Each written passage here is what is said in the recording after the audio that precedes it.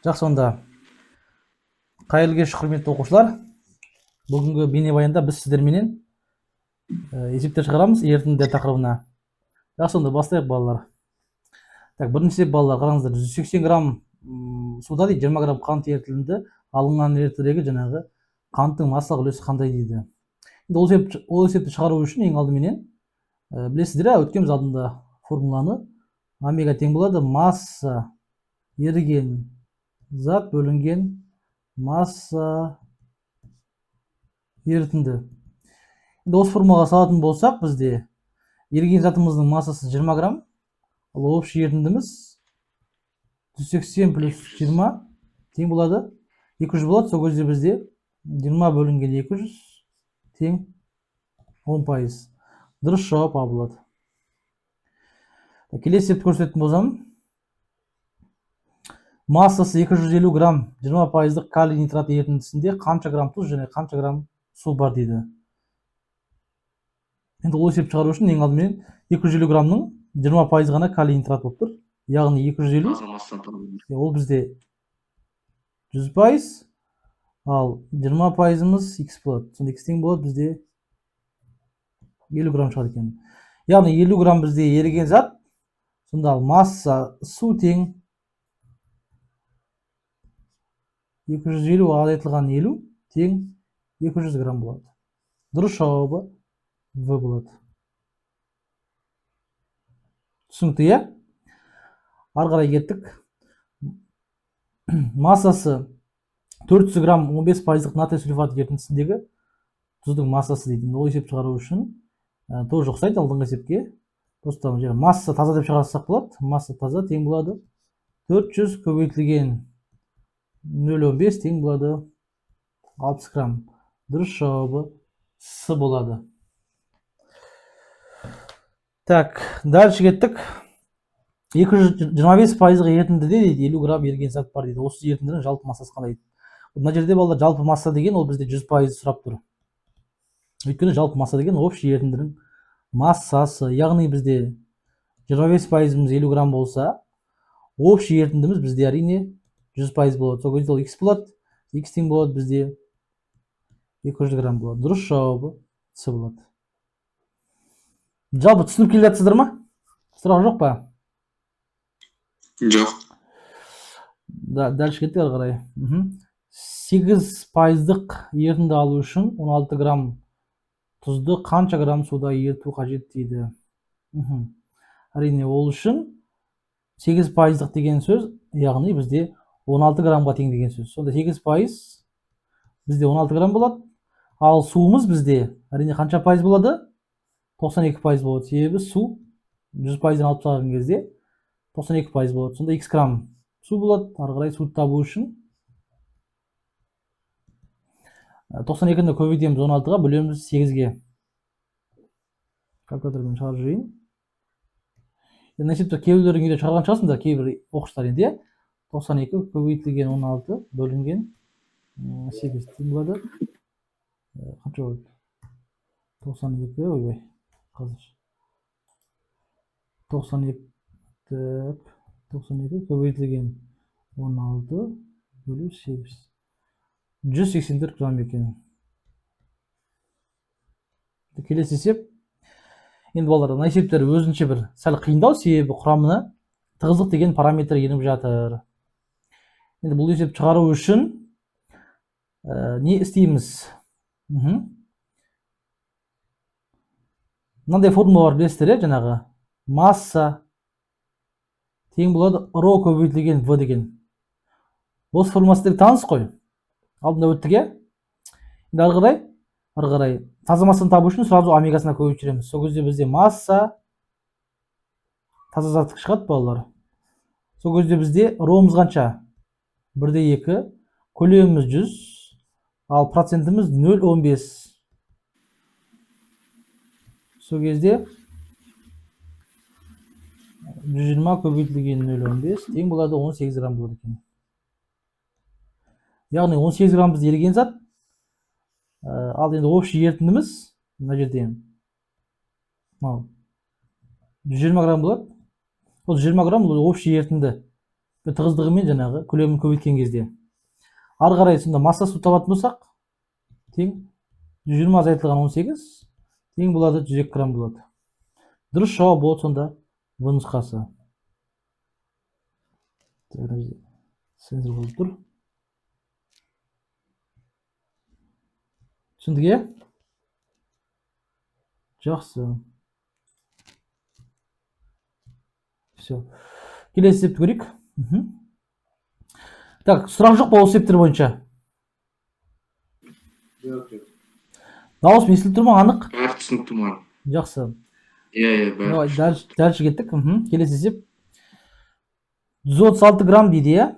Жаңағы 22,4 литр күкіртсутек 136 грамм суда ерген кезде, жаңағы күкіртсутектің массалық өседі. Енді бұл жерде балдар газ болғаннан кейін газдың ең алдымен массасын табыламыз. Ол үшін масса тең болады В бөлінген ВМ көбейтілген МР. В-ны ВМ-ға бөлсек бізде моль шығады, МР-ді көбейтсек масса шығады, иә? Сол кезде бізде 22-де 4 бөлем 22-де 4-ке, и көбейтем 34-ке. 34 деген аның МР-і. Сол кезде 34 грамм шығады. Бұл бізде H2S-тің массасы. Енді ары қарай үлесін табу үшін омегасын біз жаңағы еріген заттың массасын білеміз общий ерітіндіге. Ал общий ерітіндінің массасы бізде су қосылған еріген зат. Яғни мына жерде мынаны қоспайсыздар балалар, оның массасын тауып алдық, 34 грамм екен. 22 литр болса да, массасы 34 грамм екен, значит 34 қосылған 136 тең болады, сонда 34 бөлінген 136-ға 34 қоссақ, примерно 170 шығады деймін. 20% шығады. Дұрыс жауабы С болады. Келесі есеп көрейік. Тура сондай сценариймен шығатын есеп, яғни масса NH3 тең болады 22,4-ті бөлеміз қалыпты жағдайға. Молін табу үшін көбейтіп жүреміз МР-на. МР аммиактың 17 шығады. Сол кезде 17 грамм болады. Омегасын табу үшін 17-ні бөлеміз 17 қосылған 383-ке. Бұнда 17-ні бөлеміз қаншаға? Әрине 400-ге. Ол дегеніңіз примерно 8,5-4,25% деген сөз. Дұрыс жауабы С болады. Келесі есеп, массасы 200 грамм 8,5% аммиак ерітіндісін дайындау үшін қалыпты жағдайда қанша бөлем аммиак? Мына есеп кішкене алдыңғы есепке қарағанда обратный есеп болып табылады.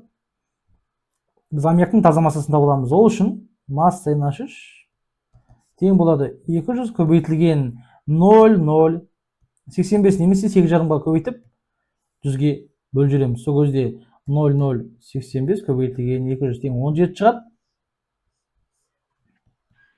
Ары қарай әрине 17 грамм аммиак массасын табу үшін сначала моль табамыз.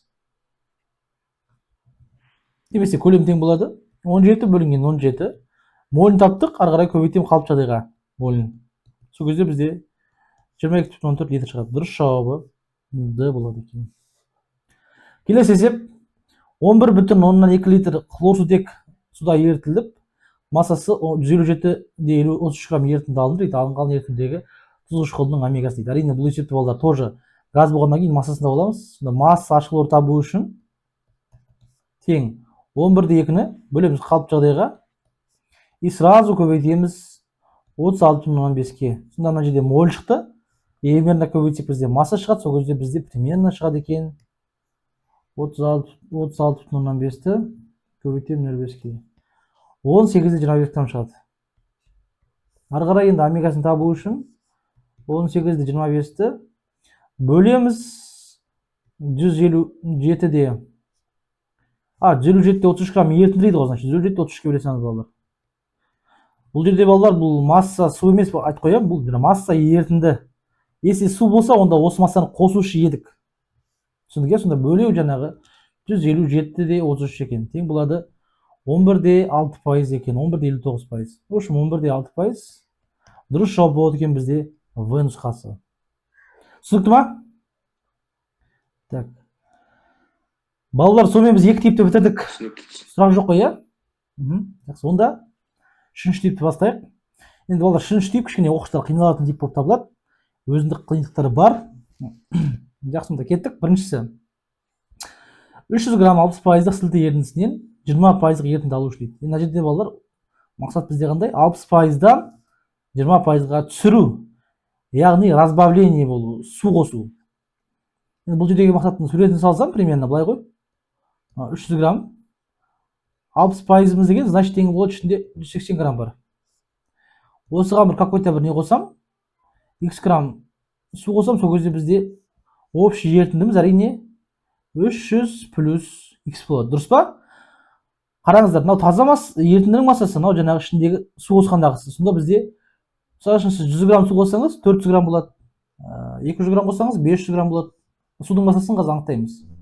Енді бірақ та сіз қанша су қоссаңыз да ерітінді жаңағы еріген заттың массасы ауыспайды екен. Яғни 180 болып қалды ма, ол тоже мына жерде 180 болып қалады мына жерде де. Түсініп отырсыздар ма? Еріген зат бізде мынандай не шығады, жаңағы омега тең болады. Еріген затымыз полиумы 180 грамм. Ал общий ерітіндіміз әрине 300 плюс x болады. Тең болады сонда не істейді екенбіз? 20% шығады. Яғни ол бізде 0,2 болады. Сол кезде осыны табу үшін 180 мына екеуін көбейтемін 0,2-ге. 300-ді көбейтсем 0,2-ге 60 шығады. 0,2-ден x көбейтсем 0,2 шығады. Енді осы жерден 60-ны жаққа барған кезде 120 тең 0,2x. X тең болады бізде 600 болады қазір. 600 грамм болады, дұрыс жауабы С нұсқасы болады. Түсінікті ме? Ары қарай жүремін онда. Жақсы. Келесі есеп. Массасы 200 грамм 30% тұз ерітіндісінен 10% ерітінді алу үшін тура балалар ана есептің аналогы болып табылады. Шығару үшін жаңағы бізде сразу салсаң бізде масса тазаны таба аламыз. Тең 200 көбейтілген 0,3 тең 60 грамм болады. Енді ары қарай омега тең болады. 60 сол қала береді үстінде еріген зат, өйткені су қосып жатырмыз, су. Ал астында бізде 200 плюс не болады, жаңа x болады, дұрыс па? Сол кезде бізде тең 10% шығады. Яғни 10% деген бізде 0,1. Енді осы жерден болады x табу үшін 60 тең болады бізде 200-ді көбейтсем 0,1-ге бізде 20 шығады, плюс 0,1x 40 тең болады 0,1x. Сонда x тең болады бізде әрине 400 шығады екен. Дұрыс жауабы С нұсқасы болады. Түсінікті ма, түсініксіз ба? Түсінікті. Давайте дальше кеттік. Массасы 250 грамм 25% натрий нитrat ерітіндісінен 10% ерітінген. Тура сондай есеп болар. Енді есеп шығару үшін алатын болсақ, таза массасын таба аламыз. Масса таза тең болады 250 көбейтілген 0,25 тең болады бізде 25 62,5 қой деймін кажется, иә? 250 көбейтілген 62,5, сонда ары қарай енді омега тең болады 62,5 үстінде қала береді, потому что су қосып жатырық. Астында бізде 250 қосылған x болады.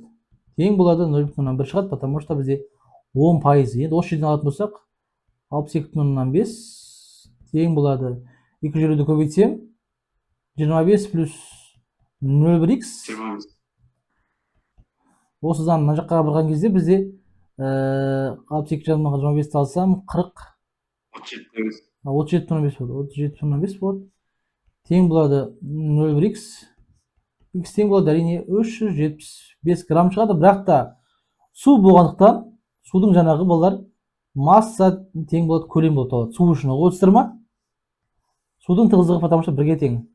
Сондықтан да ол тең болады жаңағы бізде 375 миллилитр болады. 375 ml миллилитр. Түсініп отырсыздар ма? Келесі есепті көрсетейін. 15%-дық 600 грамм ерітінді дайындау үшін 75%-дық ерітіндінің қандай массасын алып, оны сумен сұйылту керек дейді. Жақсы есеп. Ол үшін біздің түпкі мақсат 15%-дық 600 грамм ерітінді алу, яғни бізде суретін салып жіберетін болсақ,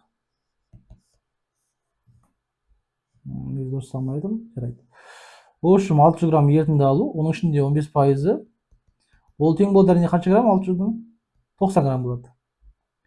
Енді сол 90 грамм біз мына жақта су қоссақ, ал мына жақта ол басында ол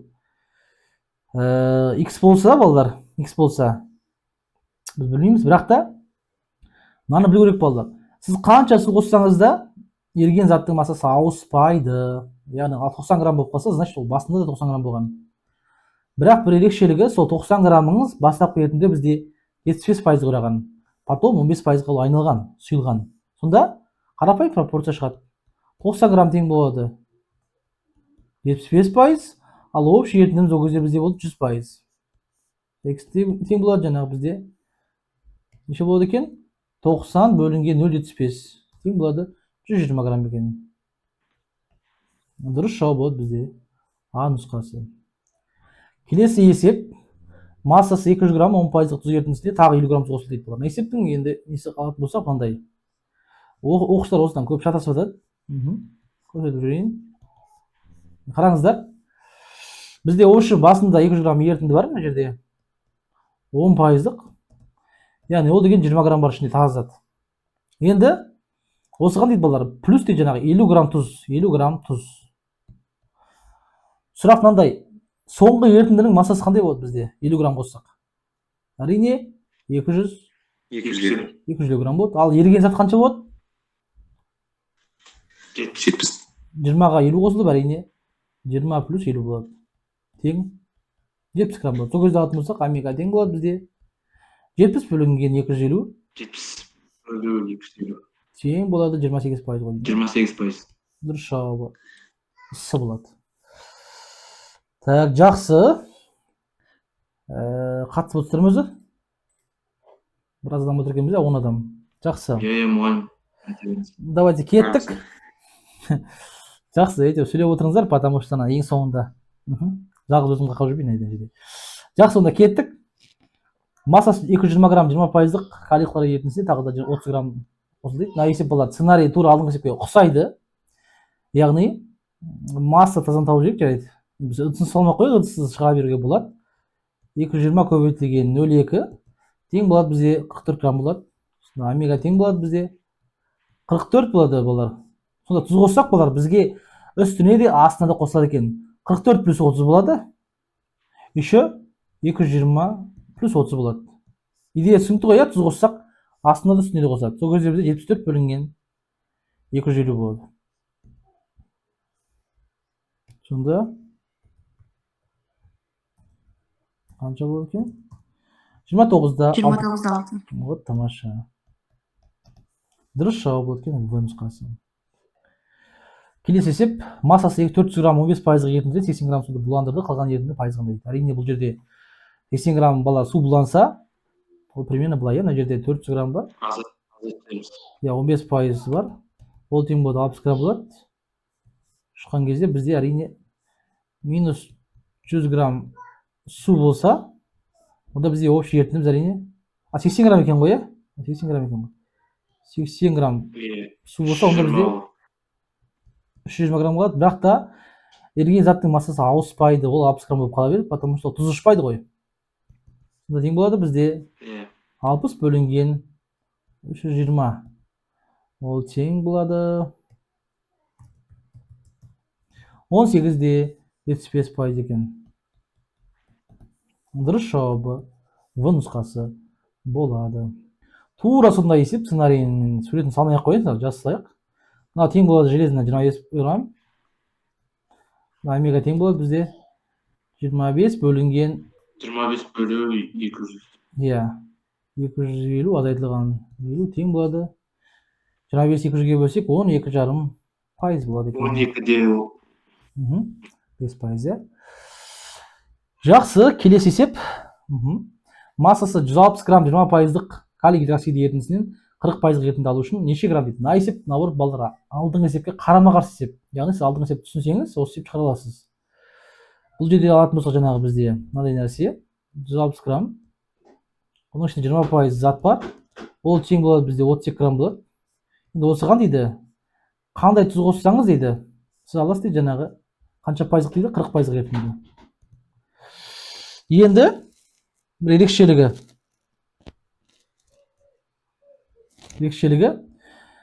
общий ерітіндінің массасы 160 қосылған X болып тең болады. Бұл общий ерітіндің массасы 160 плюс X болады. Осы жерде түсінікті ма? Ал енді еріген заттың массасы бізде басында 32 грамм болған, одан кейін x қосылып, бізде әрине 32 плюс x болады. Сол кезде омега тең болады бізде. Еріген затымыздың массасы әрине 32 плюс x, потому что біз тұз қосып жатырмыз, тұз балалар, су емес. Ал общий ерітіндіміз бізде 160 плюс x болады, тең болады сонда бізде. Қанша пайыз дейді? 40 пайызға, значит, жаңағы бізде 0,4 болады.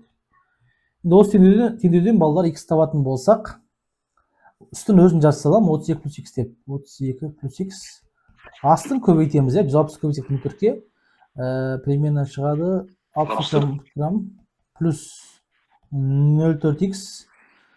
64 мына жаққа барған кезде 32 мына жаққа барса, бізде 32 болады. Ал мына жақта бізде x-тен алсақ 0,4-те 0,6x болады, иә? X тең болады, бізде 32 0,6-ға бөлсеңіздер 53-те 33 па? Иә, 53-те 3. 53-те 3 шығады екен. 53-те 33 грамм. Дұрыс жауап болады бізде С нұсқасы. Келесі есеп. Массасы 400 грамм 10 пайыздық натрий нитрат ерітіндісіне қанша тұз қосып дейді? 20 пайыздық неше грамм тұз дейді? Жақсы. Тура алдыңғы есептің есебі. Бұл жерде тазасын табыламыз. Тазасы бізде қанша болады сонда? 400-дің 10 пайыз бізде әрине 40 грамм болады. Омега тең болады бізде 40 плюс x болады. Ал мына жерде бізде қанша болады? 400 плюс x болады. Тең болады 20 пайыз немесе 0,2 деп аламыз. Дағы шығатын болсақ, бұлар үстін өзін қалдырам. 40 плюс x деп. Астын жаңағы көбейтем. 400-ді көбейтсем 0,2-ке бізде шығады 80 шығады. Плюс 0,2x, иә. Ары қарай мына жаққа 40 болып қалады. Мына жерде бізде 0,8x болады. 40-ны 8-ге бөлсем, примерно бізде 50 грамм болады ма? 50 грамм болады. Дұрыс жауап болады әрине бізде В нұсқасы. Келесі есеп массасы дейді, 160 грамм 15 пайыздық ерітіндінің пайызын 20 пайызға жеткізеді. Тура болар, аналог алдым есептің. Мына жерде табылады, 160 граммның 15 пайызы бізде қанша болады екен? 160 деген 0,15 тең болады. 54 грамм болады. Значит, омега тең болады бізде 54 плюс x бөлінген 360 плюс x болады. Тең болады 0,25 болады. Ары қарай үстін қалдырам. 54 плюс x астын көбейтем. 360 көбейтсем неге? 72 болады ма? Жоқ. 80 болады, иә? 90 болады. 90 плюс 0,25x болады. Мына жаққа барған кезде 36 тең болады 0,75x болады. X табатын болсақ, 36-ның 48 грамм болады. Дұрыс жауап болады бізде А нұсқасы. Келесі есеп 400 грамм 5 пайыздық тұзғышқыл ерітіндісінен дайындау үшін дейді жаңағы, иә? Тығыздығы мынандай дейді. Енді қараңыздар, мына есептің тура шарты алдыңғы сияқты, бірақ та тұзғышқылдың көлемі дейді болды. Тығыздығын берген, тығыздығын пайдаланыңыз, и все. Бірақ алдыңғы есепке ұқсайды. Просто бір ғана параметр қосылып тұр. Яғни не істейміз бірінші? Тауып аламыз жаңағы 400-дің тазасын, иә? Ол тең болады бізде 20 грамм болады, дұрыс па? Омега тең болады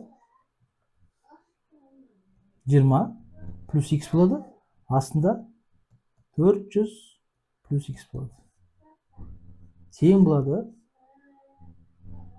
Татыңыздар балалар, татыңыздар.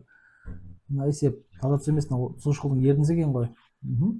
Онда былай істейміз. Былай 20-ны 0,165-ке бөлеміз бе? Иә. Қараңыздар. Біздің мақсат 400 грамм ерітінді дайындау. Ішінде жаңағы 5 пайыздық. Ол тең 20 грамм. Осы жерде түсінікті ғой, иә? Енді қараңыздар. Біз 5 пайыздық ерітінді дайындаймыз 36 пайыздық раствордан. Значит, жерде мына ерітіндінің пайызы бізде 36,5 пайыз болып табылады балалар. Ал общий ерітіндіміз біздің x болып табылады. Сонда x-тің ішінде и плюс жаңағы су болады бізде. Су дейтін себебім мынау 36%-дан біз түсіреміз 5%-ға дейін. Пайыз түседі. Значит, строго су қосамыз. Енді мына біз тауып алған 20 грамм ол не болып табылады? Тең болады. Енді су қоссақ бізде, видите, бала, су қоссақ бізде мынаның ішінде 20 грамм болса ашық хлор.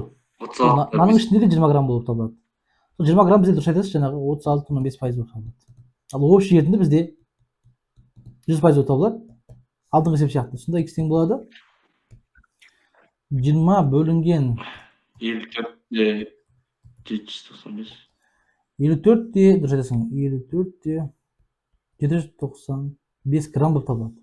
Ал көлемін табу үшін сол массаны тығыздығына бөлеміз. Сол кезде бізде 54-те 795-ті бөлеміз қаншаға? 1/18-ге. 46-та 4 шығады. 46-да 43. 46-да 4 миллилитр шығады. 46-да 4 миллилитр шығады. Дұрыс жауап болады бізде С нұсқасы. Түсінікті ма?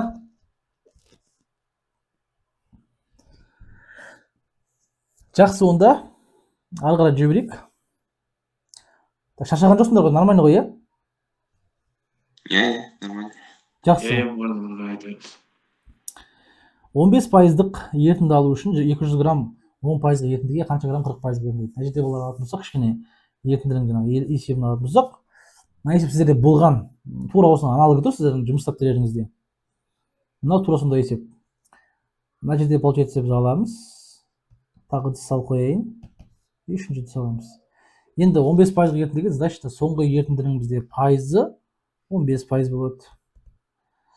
И бізде бастапқы грамм 200 грамм ерітінді бар. Соның ішінде 10% бар.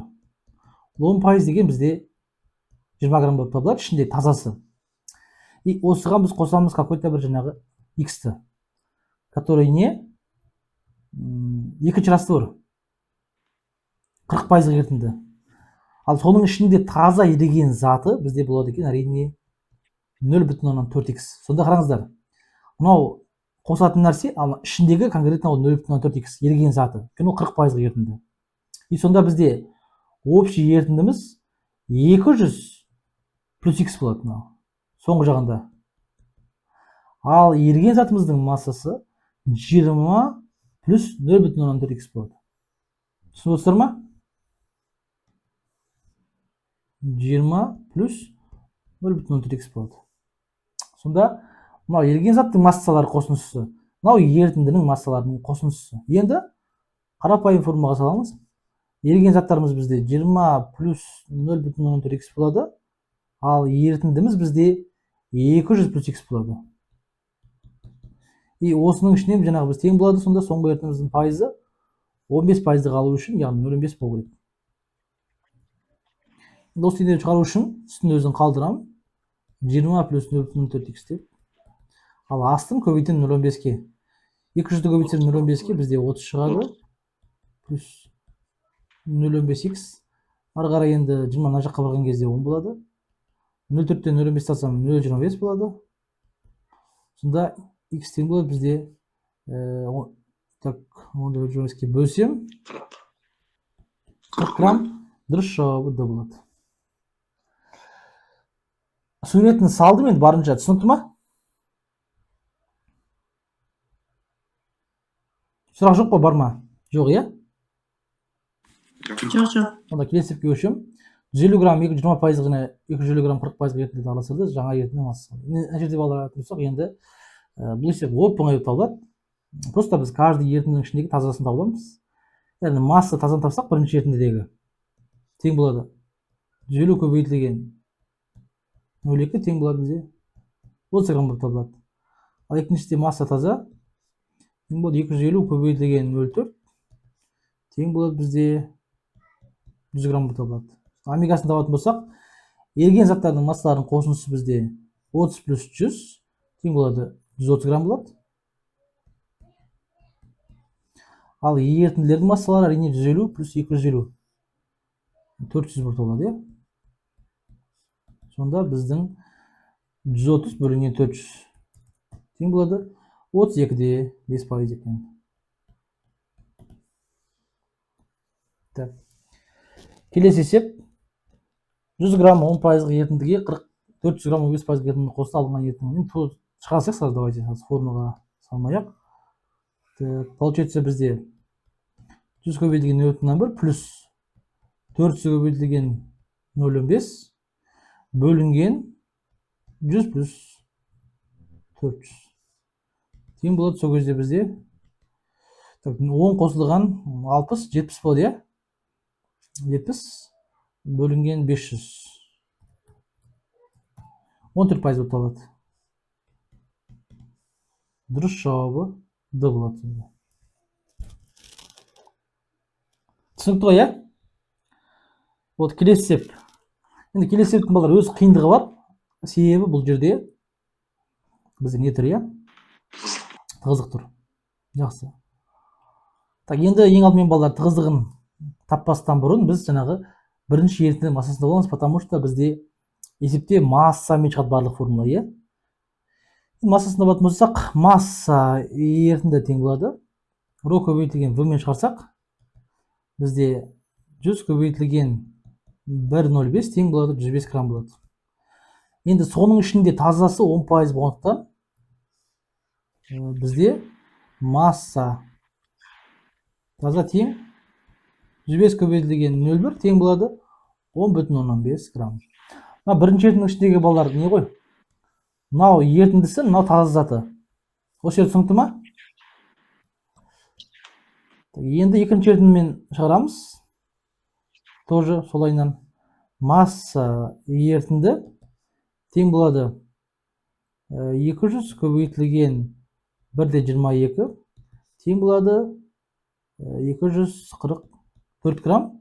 Ал соның ішіндегі масса тазасы тең болады 244 көбейтілген 0,2 тең болады 448 8 грамм. Омегасын табу үшін болды, біз еріген заттар қосыламыз. Еріген заттарымыз бізде әрине 10,5 менен мынау міне 48, яғни 10,5 плюс 48-де 8. Ал общий ерітіндіміз әрине бізде 105 пен 244 болып табылады. 105 плюс 44. Сол кезде бізде 10,5 қосылған 48,8 бөлінген 349. 16-да 99, почти 17% екен. Дұрыс жауабы В болады. Сұрақ жоқ қой балалар, иә? Жоқ. Давай, дальше кеттік. Тығыздығы 1,1 миллилитр, грамм бөлінген миллилитр, көлемі 200 миллилитр, 25%-ық қант ерітіндісінде 180 грамм таза су қосылды дейді. Судың тығыздығы бірге тең дейді. Жаңа ерітіндінің масса үлесі қандай дейді. Жақсы балалар. Ең алдыменен әрине бұл жерде мен тағы айтамын, ерітінді болғаннан кейін, масса үлесі болғаннан кейін біз массаға айналдырамыз бәрін. Сол кезде ана жерде табатын болсақ, масса ерітінді тең болады 200 көбейтілген 1,1 тең болады 220 грамм болады. Түсінікті ғой, иә? Ал соның ішіндегі масса тазасы бізде 220-ны көбейтеміз 0,25-ке тең болады бізде өтірік айтпасам 55 грамм болады, иә? 55 грамм болады. Енді қараңыздар балалар, судың тығыздығы дейді, специально айтып отыр 1 грамм бөлінген миллилитр деп. Значит, 180 миллилитріңіз тең болады 180 грамм. Сонда омега тең болады бізде 55 бөлінген общий ерітінді 220 плюс 180 болады. Сонда 55-ті бөлсек 400-ге 13,75 дұрыс жауабы А болады екен балалар. Жақсы. Келесі есепті көрейік. Көлемі 100 мл дейді, тығыздығы мынанша дейді. Мынанша пайыздық ас содасы ерітіндісіне массасы 290 грамм, 20%-ық сода ерітіндісін қосты дейді. Алынған ерітінді пайыз дейді. Жақсы. Енді балалар бірінші айтып тұрмын тағы да көлем берілген, сондықтан біз массаға айналдырамыз. Масса ерітінді тең болады 100 көбейтілген 1,1 тең болады 110 грамм болады. Дұрыс па? Енді соның ішіндегі масса тазасы тең болады 110 көбейтілген 0,15 қанша болады сол кезде? 16/5 болады. Енді осыған дейді бізде болады 290 грамм ерітінді қосты. Масса ерітінді тең болады 290 грамм. Ал масса таза қанша болады сонда? 290-ды 2,8. көбейтеміз 0,2-ге. Тең 5 грамм болады. Сонда омега тең болады 16/5 қосылған 58. Общий ерітіндіміз бізде 110 қосылған 290, е? Сонда қанша болды мына жақта? 18-ді алды. 18-ді алды. Енді тексерейін, дұрыс шығар. Шығарып жоқ, осылай болады. Жақсы. Келесі есеп. Тығыздығы дейді 1,25 грамм бөлінген миллилитр көлемі 200 миллилитр ерітіндіге таза су қосты дейді. Алынған ерітін тығыздығын дейді балалар. Вот мына есеп енді необычный есеп, алынған ерітін тығыздығын өмірі сұрамайды, бірақ бұл ерітіндіні жан-жақты түсіну үшін қажетті есеп болып табылады. Жақсы, онда былай істейміз, иә. Біріншісі, біз табыламыз таза жаңағы общий массасын, ерітіндінің масса ерітінді тең болады 200 көбейтілген 1,25 тең болады 250 грамм болады. Ал масса таза тең болады 250 көбейтілген 0,2 тең 50 грамм болып табылады. Жақсы. Енді осыған су қосты дейді балалар. Судың тығыздығы енді специально жаңағы беріп тұр, тығыздығын 250 грамм болып табылады. Мына жерде өйткені тығыздығы 1-ге тең. Мынаға шығатын болсақ, тең болады. Су қосқаннан кейін общий масса бізде өзгермейді. Әрине ерітіндінің массасы, еріген заттың массасы 50 грамм болып қала береді. Ал общий ерітіндіміз 250 плюс 250. Сонда бізде 50-ді 500-ге бөлсек 10% шығады екен. Дұрыс. Жоқ. Вообще не екен ғой, басқалай сұрап тұр екен, е? Жақсы, қараңыздар балалар. Мына жерде енді мынандай бар. Значит, бізде масса ерітінді тең болады 250 плюс 250 тең 500 грамм болып табылады. Ал көлем табатын болсақ, көлемді балалар. Бізде көлем қанша бастапқы? 200. Қосылған суымыз бізде қанша? 250. 450 миллилитр болып табылады. Тығыздығын табу үшін масса ерітіндіні бөлеміз көлемге. Сонда 500-ді бөлеміз 450-ге. Ол тең болады 1/1 ғой деймін, е? 1/1 ғой деймін, қарсыз. 1/1. 1/11 дейді. Дұрыс жауап енді үшін А болып табылады. 1/1 пайыз емес, 1/1 грамм бөлінген миллилитр болып табылады. Түсіндік, е? Жақсы. Келесі есеп. 200 грамм 60%-ық қышқыл ерітіндісіне 10%-ық осы қышқылдан қанша грамм қосқанда 20%-ық ерітінді алынады дейді. Жақсы. Енді бұл есеп шығаратын болсақ, бізде бұған осы есеп болды, осы оған сайын есеп. 200 грамм? Мұғалім осыған жүйе қажет па? Мына есепке ма? Жоқ, жоқ. Жоқ, қажет емес. 200 граммның 60%-ын табасақ бізде 20 грамм болады. И плюс қосылатын жаңағы, қараңыздар балалар, 10%-ық қышқыл дейді. Значит, біз қышқылдың массасын x деп алсақ, ішіндегі таза қышқылы 0,1x болады. Осы жерде түсінікті ма сіздерге?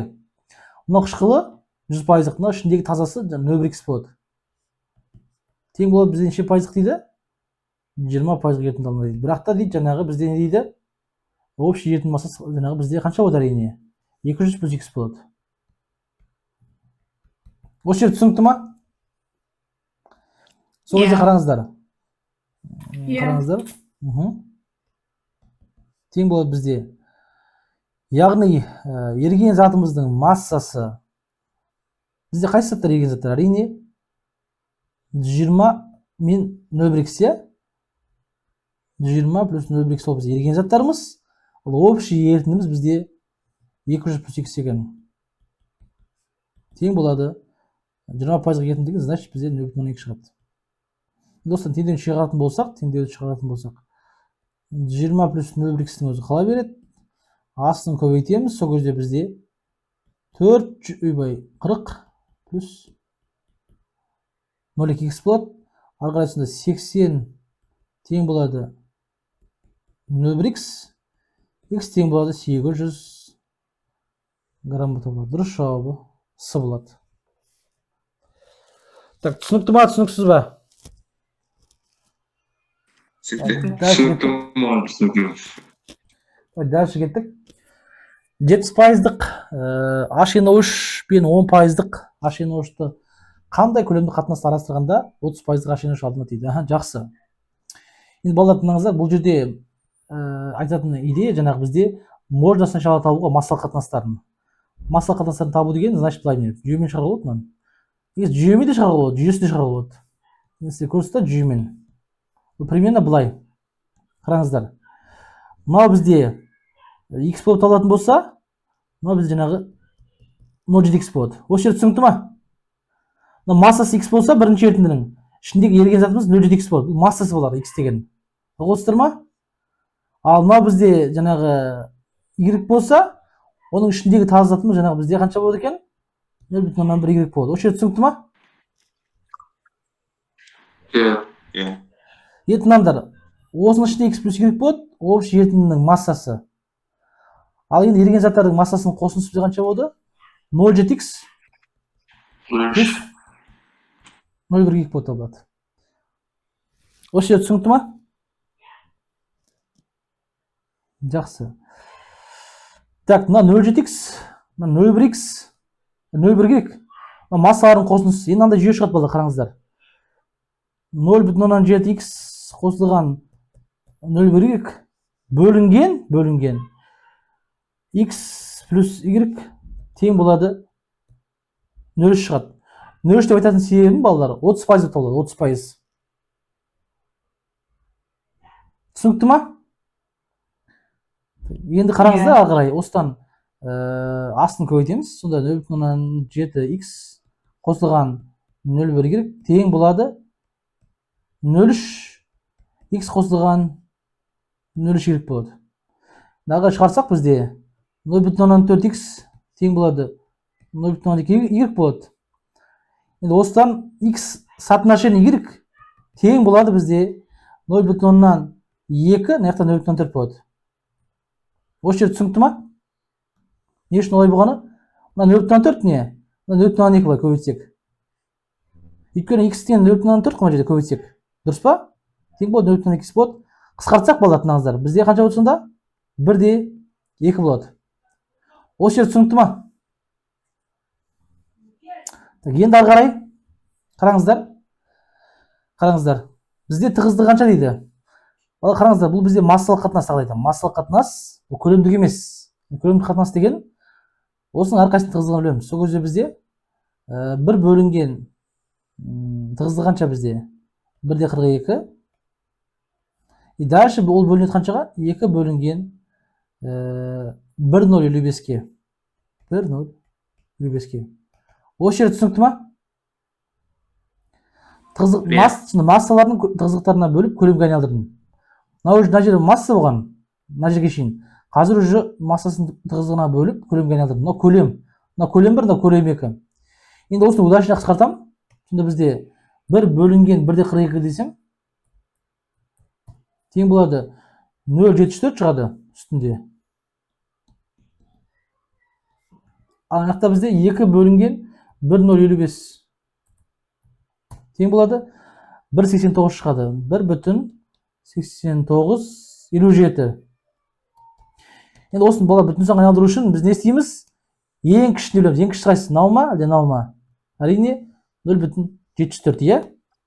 0,7. Сол кезде мынаны қойсақ 1 шығады. Ал 1,8957-ні бөлсек 0,74-ке бөлу 0,74 тең болады. 2-де қанша шығып тұр? 2-де 69 шығып тұр балалар. 2-де 69 шығады. Дұрыс жауап осы болды балалар. Мына жауабға дейді жауабы. Или балалар мынаны ғой вообще-тан, может мынау да болуы мүмкін балалар. Tamam var da. Қазір көрейік балалар. Мынаны может 2-ге көбейтсек 2-де 69-ды. 5-те 38 шығады екен, е? Так, балалар, не есеп бар ғой? Білмеймін балалар, не есеп бар ғой? Дұрыс жауап жоқ мына жерде. Енді дұрыс. Менде де сол дұрыс жауабы таба алмай қойдым. Жауап, дұрыс жауап қайсы деп тұр негізі бергенде? Д деп тұр ма? Дұрыс жауабын қайсақ?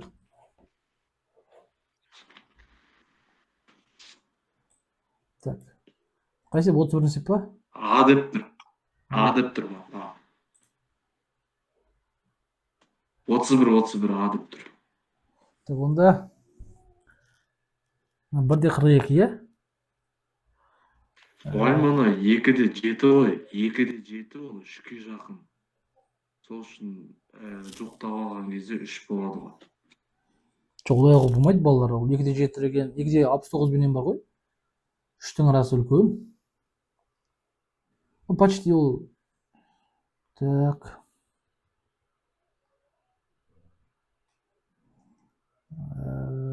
Так, 2 бөлінген 1, 0. 1,89 шығады, иә? 1,42 шығады. 1 бөлінген 1-де 42. 0,74 шығады. Сонда 1-де 89 57 ме? Дұрыс жауап болар. Енді дұрыс қосып болады болар.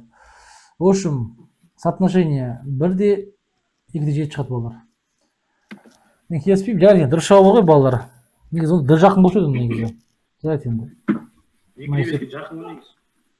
Дальше кеттік. Келесі сеп. Қарайық. Так, қараңыздар. 15%-дық және 35%-дық дейді, ерітінділерінен 1000 мл 20%-дық алды дейді. Алың әр ерітіндіден қандай көлем алынады. Мына есеп тоже қызық есеп. Давайте шығарайық. Есеп шығара алдыңыздар ма жалпы? Шықты ма есеп? Шыққан жоқ па әлде? Иә, шықты ма? Жүйе құрамыз ғой мына жерде. Жақсы. Дұрыс айтасың, жүйе құрамыз, иә, сол кезде бізде. Так. Так, значит, біз бірінші ерітіндінің массасын X деп алсақ, оның ішіндегі таза зат бізде қанша екен? 0,05X болады. Осы жерде түсінікті ғой, иә? Так. Плюс екінші ерітіндіні біз Y деп алсақ, оның ішіндегі таза зат бізде қанша екен? 0,35Y болады. Осы жерде түсінікті ма? Мынау ерітіндісі таза заты, ерітіндісі таза заты. Ұғынықты, иә? Енді қараңыздар, бізде алынады 1000 мл дейді, тығыздығы 1-де 14 жаңағы грамм ерітінді дейді. Получается алатын болсақ, біз таба аламыз осы үшінші ерітіндіні. Ол үшін масса ерітінді тең болады. Көлем берілген. Көлемін айналдырамыз массаға. 1000 көбейтілген 1-де 14 тең болады 1140 грамм болады. Бұл общий ерітіндінікі. Ал ішіндегі масса тазаны тапсақ, тазаны тең болады 1140-ты көбейтеміз қаншаға? 0,2-ке. Тең болады 228 грамм болады. Сонда жүйеміздің түрі қандай болады балалар? Ерге заттар бойынша шығарсақ, 0,15X қосылған 0,35Y тең болады 228. Ал енді X плюс Y екі ерітіндіні қоссақ тең болады бізде қанша? 1140. Осы жер түсінікті ма? Енді ары қарай осы жүйені шығару үшін біз үстіңгі рядты или астыңғы рядты көбейте саламыз 0,15-ке. Көбейтсем сол кезде бізде не шығады? 0,15X қосылған 0,15Y тең болады 1140-ты көбейтем 0,15-ке. 171 шығады. Енді келесі қадамда біз мына қатардан алып тастаймыз мына қатарды. Сол кезде 0,15 пен 0,15 жойылады. Ал енді 0,35-тен 0,15-ті алсақ 0,2 Y шығады. Ал 228-ден 171-ді алсақ 57 шығады. y тең болып бізде 57-ні 0,2-ге бөлсек бізде шығады екен 285 шығады. 285 грамм. Бұл бізде тағы да айтамын, екінші ерітіндінің массасы. Енді көлемін табу үшін не істеймін? Тығыздығына бөлемін. Сол кезде В тең болады бізде 285-ті бөлім қаншаға? 1/26-ға. Сонда не шықты?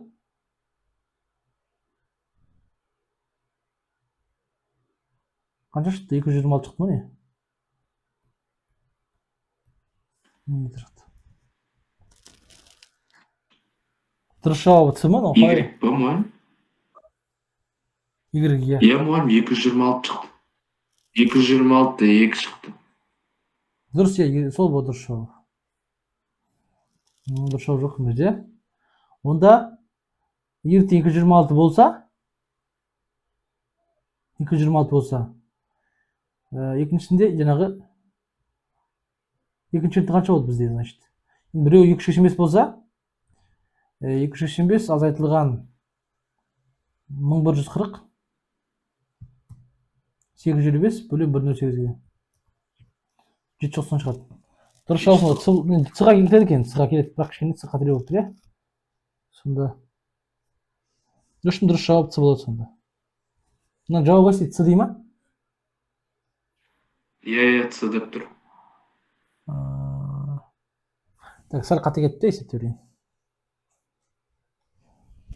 100% осылай шығады, болады. 100% осылай шығады. Мойындамаңыздар. Жарайды онда. Қателігі бар есеп екен. В общем, дұрыс жауап осындай болды. 226 миллилитр және 791 миллилитр. В2 тең болады 791 миллилитр шығады. Давайте келесісін көрейік. 440 грамм 15% ерітінді дайындау үшін 5% пен 20% ерітінділердің қандай массаларын араластыру қажет дейді. Жақсы. Значит, есеп оңай, көретін болсаңыздар. Мына есеп алдыңғы есептен қарағанда жеңілдірек, потому что 5% деген, значит, бізде общий ерітіндіміз X болса, Y болса, ішіндегі таза 5% ол 0,05X. Ал мына жерде 0,02 Y болады. Енді 440 граммның 15% бізде қанша болады бізде 15%? 440 көбейтілген 0,15 тең 66 грамм болады. Значит, масса таза тең болады 440 көбейтілген 0,15 тең 66 грамм болады. Значит, жүйеміздің түрі сонда 0,05X қосылған 0,2 0,2Y тең 66 тең 66. X плюс Y тең болады 440 болады. 440. Жүйені шығару үшін үстіңгі рядты көбейтемін, астыңғы рядты көбейтемін 0,05-ге. Сол кезде бізде 0,05X қосылған 0,05 тең болады 440 көбейтілген 0,05 тең болады 22 грамм болады. Енді мына рядтан алып тастасам, мына қатардан мына қатарды алсам, бізде мына екеуі жойылады. 0,2-ден 0,05-ті азайтсам 0,15Y тең болады 44 шығады. 44-ті бөлсем 0,5-ке тең 293 грамм шығады сонда. Y тең 293 грамм. Дұрыс жауабы А болады. Түсінікті ма? Иә, мұғалім, түсінікті. Жақсы. Келесі 333 грамм 20%-дық калий хлорид ерітіндісін дайындау үшін 5% пен 30%-дан қандай массаны алу қажет дейді. Тура сондай есеп сценарийі. Мына тең болады бізде 333-тің 20%. Ол тең болады бізде қанша масса таза? 66-та алды ма? Иә. 333 көбейтілген 0,2 тең болады алпыс алты 6 грамм болды дұрыс иә. Ары қарай сонда біз x плюс y тең болады 333. Екінші теңдеуіміз бізде 0,05x қосылған 0,3 y түсініп отырсыздар идеясын не үшін? 0,05 0,03 болып табылады. Тең болады жаңа бізде 66 болады. Осы теңдеуді шығару үшін үстіңгі рядты көбейтемін. 0,05-ге сол кезде бізде 0,05x қосылған 0,05 y тең болады 333 көбейтілген 0,05 тең 16-65 шығады. Алып салған кезде бізде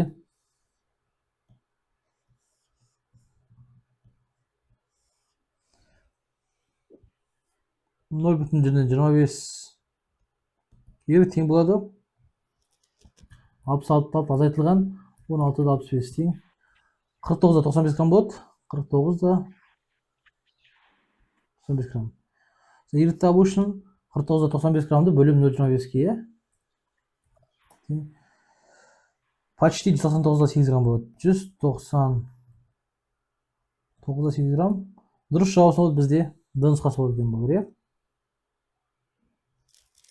Түсінікті ма?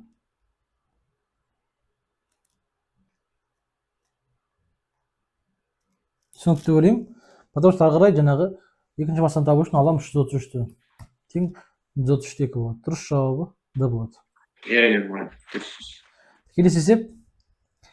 Белгісіз концентрациялы 200 грамм тұз ерітіндісіне 110 грамм 30% тұз ерітіндісін қосқанда 20 граммдық 20% ерітінді алдырайды. Берген бірінші ерітіндінің массалы қандай болған дейді. Жақсы.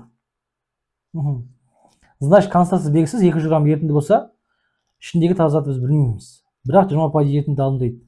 Получается, 200 грамм бар.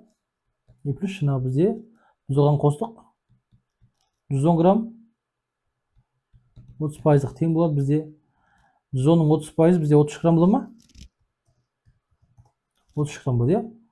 33 грамм тең болады. Сонда бізде общий ерітіндіміз әрине қанша болады? 310 болады. Енді 310-ның ішінде 20% еріген зат бар. Мына есеп былай ергені қиын болып көрінгенмен, шатыстыратын болып көрінгенмен, бірақ та оп-оңай есеп екен. Яғни біз соңғы массаны білеміз ғой, 310 екенін.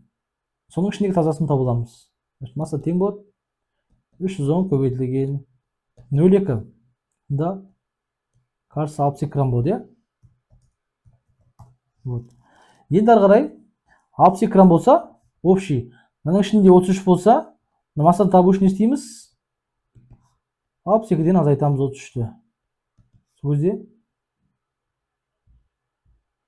неше грамм болады? 29 грамм болады ма? 29 грамм болады. Енді ары қарай омегасын табу үшін дейді 29-ды бастапқы заттың білеміз общий ерітіндігі 200-ге. Сонда тең болады бізде 14,5% ерітінді болады. Дұрыс жауабы С болады.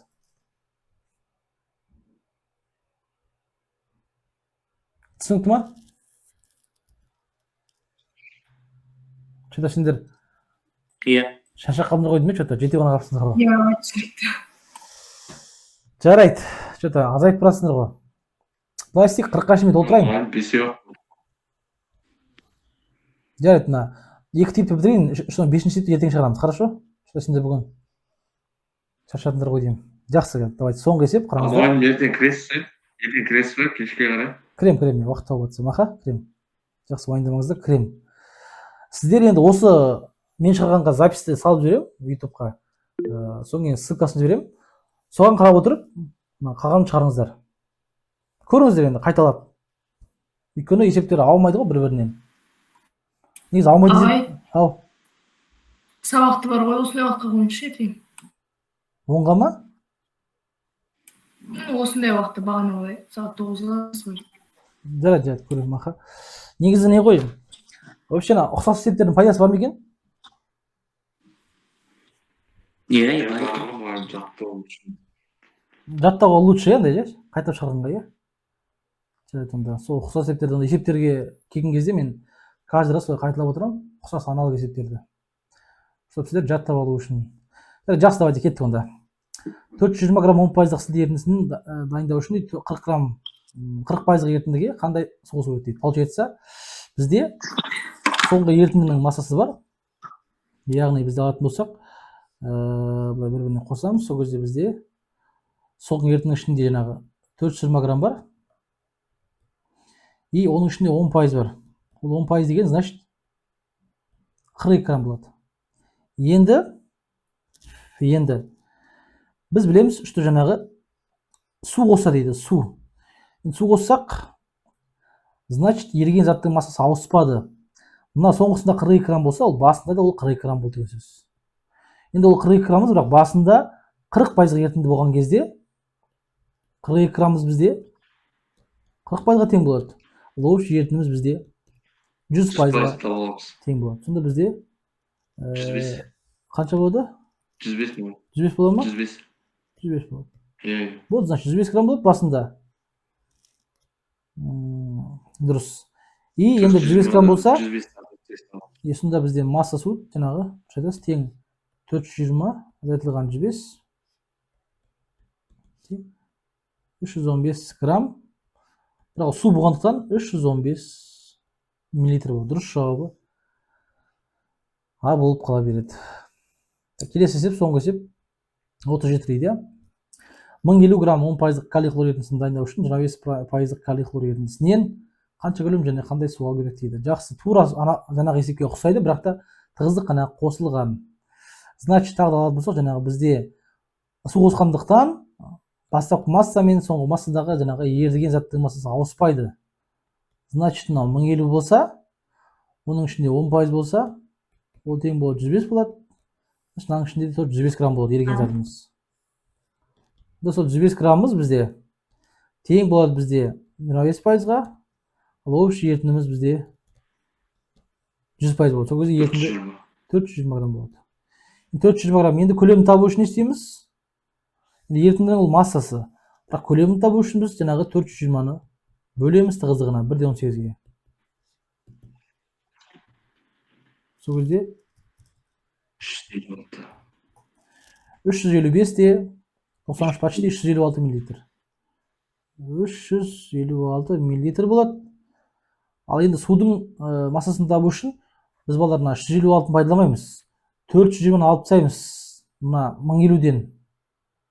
Сонда масса су тең 1050 азайтылған 420.